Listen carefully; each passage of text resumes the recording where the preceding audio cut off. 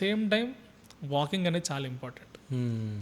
ఈ కాలంలో మనం పాల ప్యాకెట్ తేవాలన్నా కూడా స్కూటీ. అవును బండి. కానీ వాకింగ్ అనేది ఇప్పుడు మీ పేరెంట్స్ కానివ్వండి, మా పేరెంట్స్ కానివ్వండి, పొలాల్లో పని చేసినప్పుడు లేకపోతే ఎక్కడైనా పని చేస్తున్నారని వాకింగ్ అనేది వాళ్ళకి సహజం.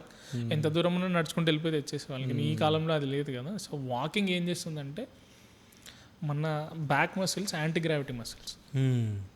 మనకి జంతువులకు ఉన్న తేడా అంటే అవి ఇట్లా ఉంటాయి, మనం ఇట్లా ఉంటాం. అవును. సో మనకేంటంటే అవి నించోబెట్టే మసిల్స్ యాంటీ గ్రావిటీ మసిల్స్. వాటికి పని చెప్తేనే అవి బాగుండే, పని చెప్పకపోతే వీడికి ఏం అవసరం లేవని అవి మెల్లిగా వాటి స్ట్రెంగ్త్ అవి పోతుంది. సో వాకింగ్లో ఏం చేస్తుందంటే మన శరీరంలోని అన్ని పార్ట్స్ కదులుతాయి. ఎస్పెషల్లీ మన యాంటీ గ్రావిటీ మసిల్స్ అనేవి బలపడతాయి.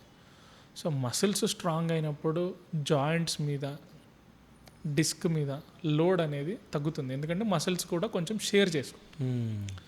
సో మన డైలీ లైఫ్ స్టైల్లో ఇప్పుడు నేను చెప్పిన కూర్చునేటప్పుడు 45 మినిట్స్ పర్టికులర్గా కూర్చోవడము, ఇట్లాంటివి ప్లస్ వాకింగ్, ఇవన్నీ మన లైఫ్ స్టైల్లో ఇంక్లూడ్ చేసుకుంటే ఈ డిస్క్ సమస్యల నుంచి చాలా వరకు మనం దూరం ఉండొచ్చు. ఓకే.